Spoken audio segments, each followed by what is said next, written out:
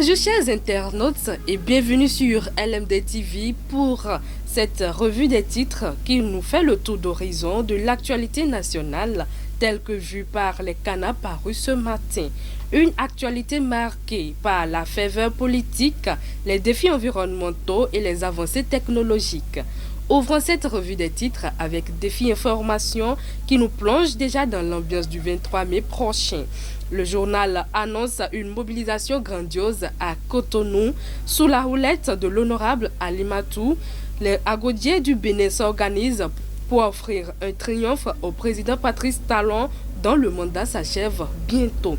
Pendant ce temps, la continuité de l'État s'affirme au sommet des institutions. La Cour des comptes renforce ses piliers. Ismat Biochane Mamadou a prêté serment pour un second mandat, confirmant ainsi sa mission de garante de la transparence des finances publiques. Et alors que le pays se prépare à une grande transition, le Grand Mono jette un regard prospectif sur le futur exécutif. Le journal identifie ces jeunes du Mono qu'il juge capables de porter avec brio la vision de Romuald Wadayi, le président élu, dont l'investiture approche à grands pas. Cotonou a encore les pieds dans l'eau. Défi Information revient sur les fortes précipitations qui ont dicté leur loi à la capitale économique.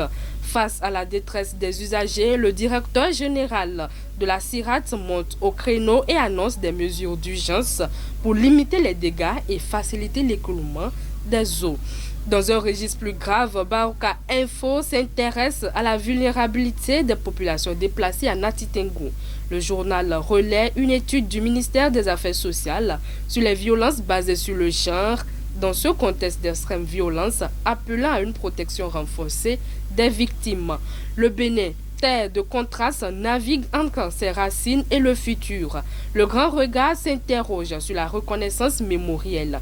Si le président Patrice Talon a été élevé au grand rouleau d'honneur, le journal se demande si les apports de l'ancien président Nicéphore Soglo pour le rayonnement du vaudou n'ont pas été injustement oubliés. Le futur, lui, s'écrit avec le docteur Bio Mikaela Tokoworo. Le journal Dabarou nous conduit à la découverte de l'ouvrage L'humain augmenté et de la plateforme Jedi Gembi. Une immersion totale dans une nouvelle dimension de l'intelligence artificielle pour booster les performances des acteurs locaux. Nous terminons sur une note de recueillement avec Défi Information. La communauté médicale est en deuil. L'épouse du docteur Chidime, Feu Marie Sodokin, sera conduite à sa dernière demeure ce samedi 9 mai. Nos condoléances aux familles éplorées. Eh bien, chers internautes, c'est sur cette triste note que nous mettons fin à cette revue des titres de ce jour. Merci de nous avoir suivis. À la semaine prochaine, si Dieu le veut. D'ici là, passez un bon week-end.